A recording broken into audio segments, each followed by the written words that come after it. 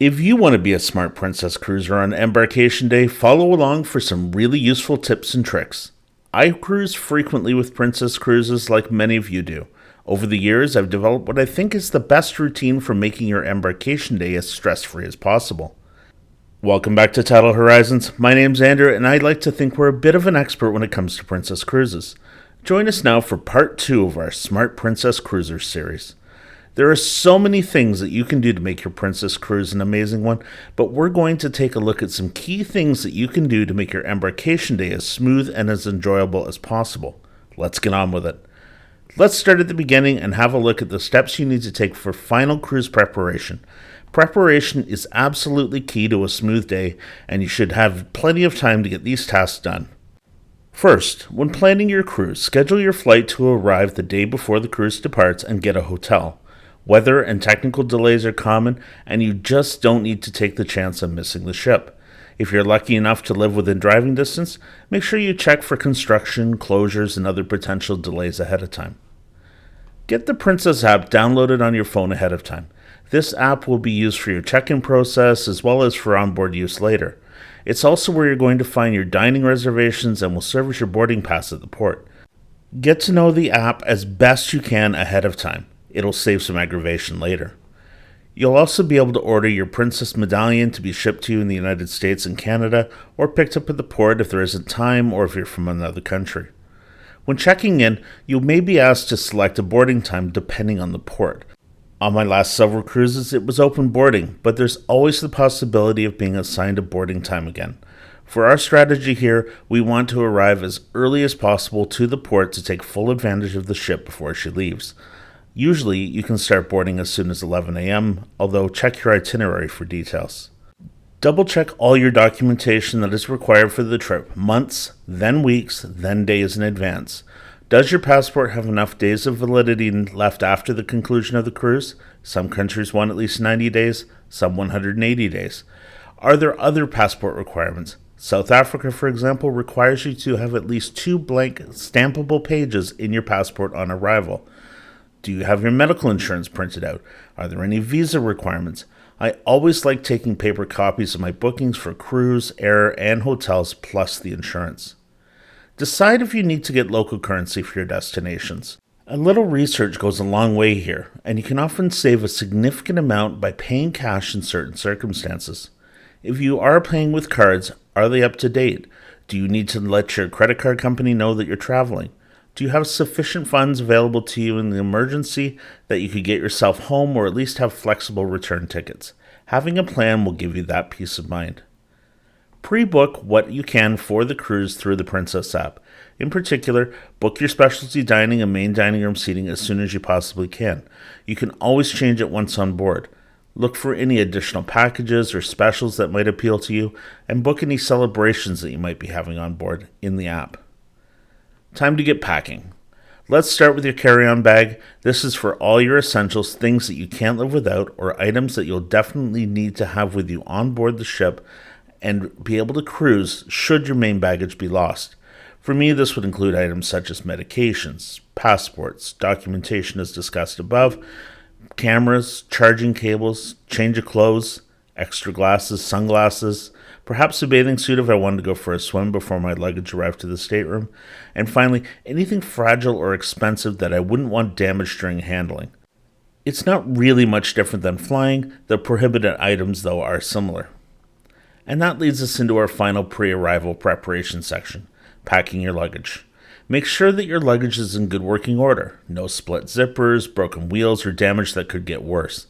Leave yourself weight and room for any souvenirs when packing. And finally, consult the prohibited items list on the Princess website for the latest in what you can and can't bring. This list differs from cruise line to cruise line. For example, Princess does permit the use of power bars and extension cords provided they meet certain requirements. Other cruise lines have banned these. Finally, review the frequently asked questions on the Princess website and understand what alcohol you can bring and what you can't on board.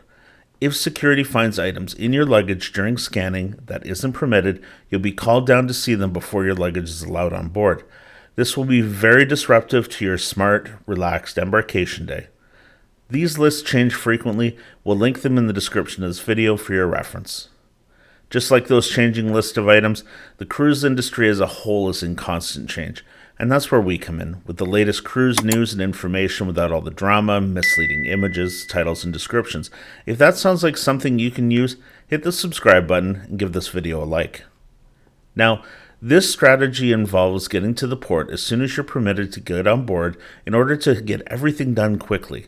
When you check in, you'll either have a blue lane where you need to provide more information or pick up your medallion at the port, or you'll have the green lane where you can quickly check in with staff and proceed on board. There are times though when I absolutely take my time at the hotel and don't bother heading to the port until the afternoon. There are certainly pros and cons which we'll explore in another video.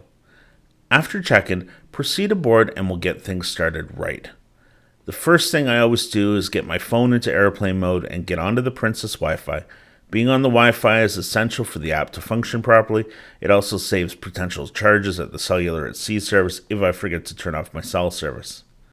Next, I'm going to head to my stateroom if it's available and drop off my hand luggage. If the staterooms aren't available yet, I'll probably skip to lunch, but for this video, let's assume they are. Now, this is probably your best opportunity to make sure everything is working properly. Is the air conditioning working? Is it cool or warm enough for your cruise conditions? Any issues with the sliding door or outdoor furniture? What about the toilet? Give it a test flush, make sure it's working.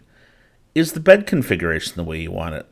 If you're traveling with a third or fourth person in your room, the steward will make up the beds later in the day.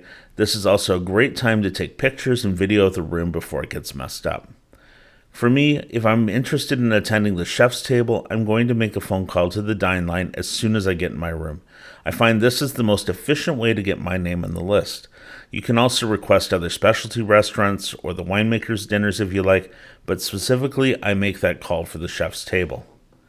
Usually around this time, your cabin steward is likely to stop by and introduce themselves. If you found any defects in the cabin, now's the time to let them know. They'll also want to know about the beds for the third and fourth passengers. Should they be put away each day or left out? It's a personal choice and it all depends how disruptive the beds are in the room.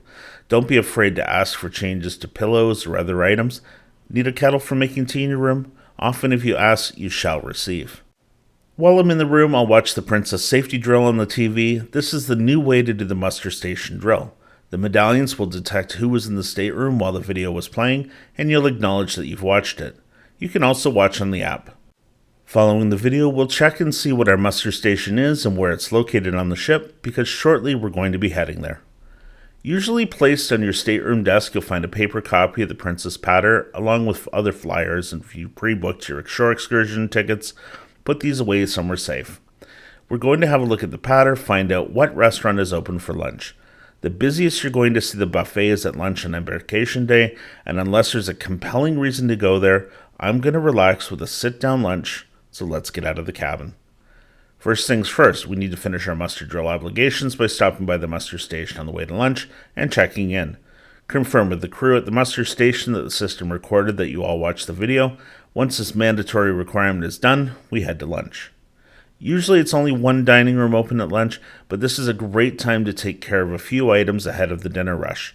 If you selected the traditional dining with fixed seating, and this happens to be your restaurant, ask where your table is and see that it meets your needs. This is also a great time to discuss any dietary restrictions that you have for the cruise.